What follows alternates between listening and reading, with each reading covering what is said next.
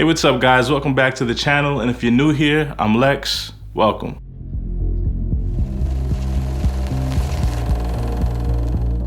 Now, most of you know I have been using the Fujifilm X-H2S for the past few months, and it has proved to be one of the most inspirational workhorse cameras that I've ever used, with great dynamic range, great image quality, and expansive codecs that anyone can edit with.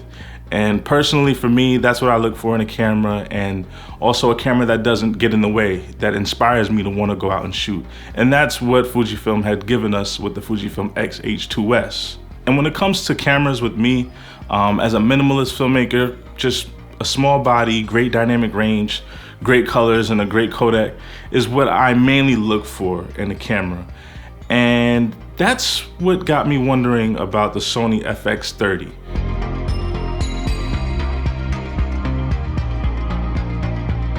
Now, we are filming on the Sony FX30 right now, and I have to say I love the autofocus, and I may be keeping this camera specifically for its autofocus capabilities, among other things. One of the things that piqued my interest, aside from the autofocus capabilities of this camera, is that it is said to have the colors of the Sony Venice cinema camera. And as we all know, that is a staple in the filmmaking world. And to me, when I heard that, just thinking about having the Venice type of colors and image quality and a small camera body, you know, that rings a bell in any minimalist filmmaker's head that we gotta go get this. And while I am content with the Fujifilm X-H2S, there is something about the Sony Venice look that is different from the Fujifilm look. And so I went out and I got this camera and I did a bunch of different tests. From autofocus, it never missed. The image coming out of this camera is amazing. It has such a, I know what you're gonna say if I say the C word, but I'm gonna say it anyway. It has such a cinematic look and vibe, and I don't know if it's because the colors are more robust. It has that look, like, I want to say like Netflix look. You know, it has just a movie look. You know, after you color grade it, there's just something there about it. And the Fujifilm X-H2S does have a cinematic look, but I can't really explain it.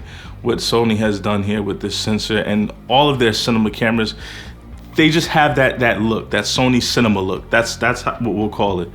And I was really impressed. And going forward, I love the way the body is designed. It has a great grip. It just feels good in the hand, and it feels just like a minimalist filmmaker's dream. You could take it anywhere. You know, I feel like Sony is now becoming the Mac of cameras. The menu in their cinema cameras is just that quick little menu that pops up where you could change anything that matters really when it comes to shutter speed and a whole plethora of things. You know, it's right there. And that's one thing that I liked about this camera. Also, being able to upload your LUTs into the camera. This is something that I wish the Fujifilm X-H2S could do.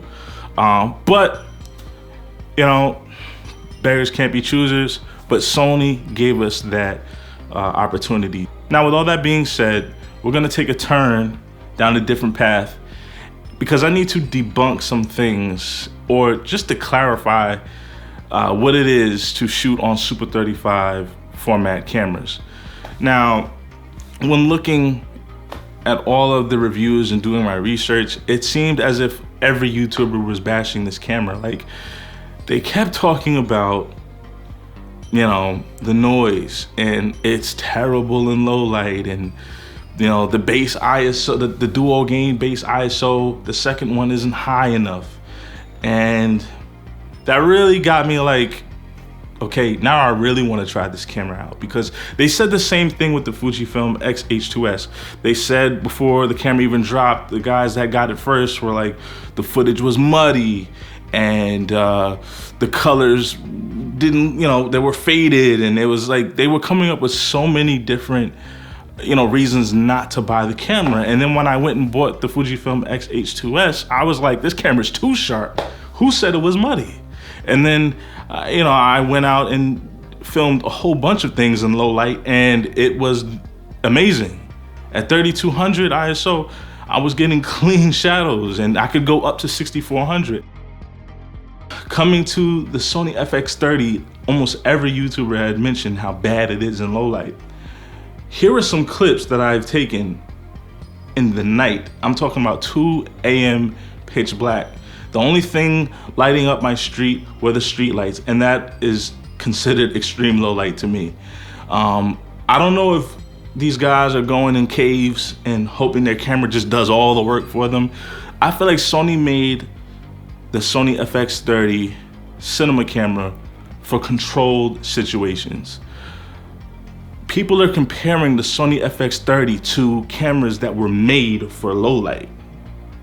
I'm not gonna compare a camera that was specifically made for low light for a camera that was made for controlled situations and conditions. That's what the Sony FX30 is.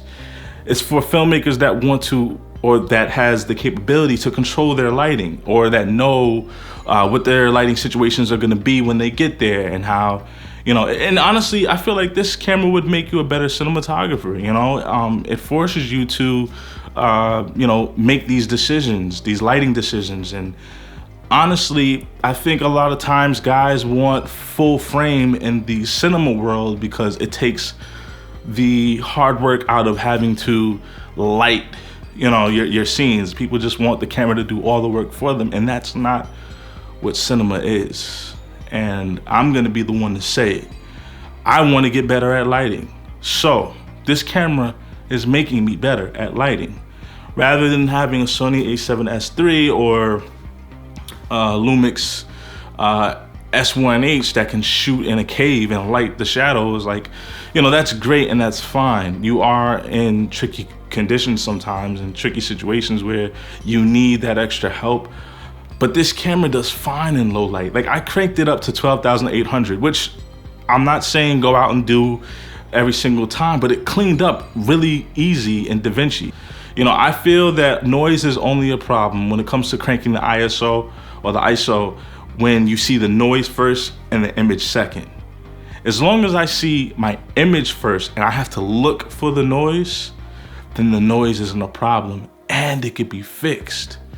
So I just wanted to put that into perspective because this camera was getting bashed and it shouldn't, and it was made for a specific purpose for filmmaking.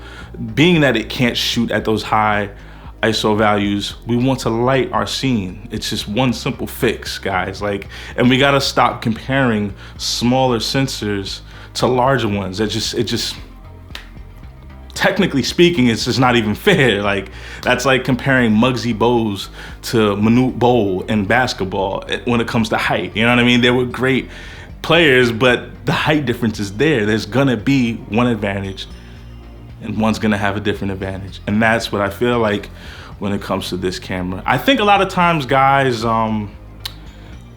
they'll buy a camera for like $4,000, right? And then the camera company comes out with a new camera that's like half that has the same look and image as yours, but yours could shoot better in low light. And now we just have to find a way to justify our purpose. I've been there. So, like when the Lumix GH6 came out, I was just like, what was the purpose of coming out with a GH6 when I have this S5? Like, the S5 is better. I was automatically, because there was so much hype around the GH6 that I was trying to justify that the S5 was better in every way, and I didn't need that. I feel like we're all stuck in this like gear acquisition syndrome, and we're trying to get out of it. And I understand, you know, like a camera for $1,800 that shoots amazing image quality and has great dynamic range, and you can't beat it. Compared to the Fuji, I will say that the dynamic range in the Sony FX30, you have to be more mindful of the highlights and the shadows. This was a bit of a learning curve when I got the Sony FX30, but this is something that if you never owned the Fujifilm X-H2S, you know, and you're just getting into this, I do really recommend the Sony FX30. It's more affordable.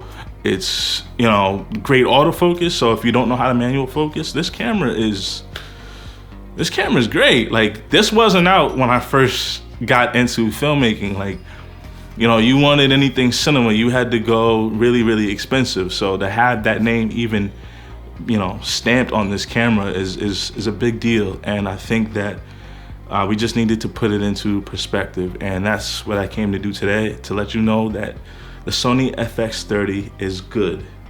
So to sum up this video, you know, this video really wasn't too much of a review, but it's just more of, let's bring things into perspective. The Sony FX30 is good.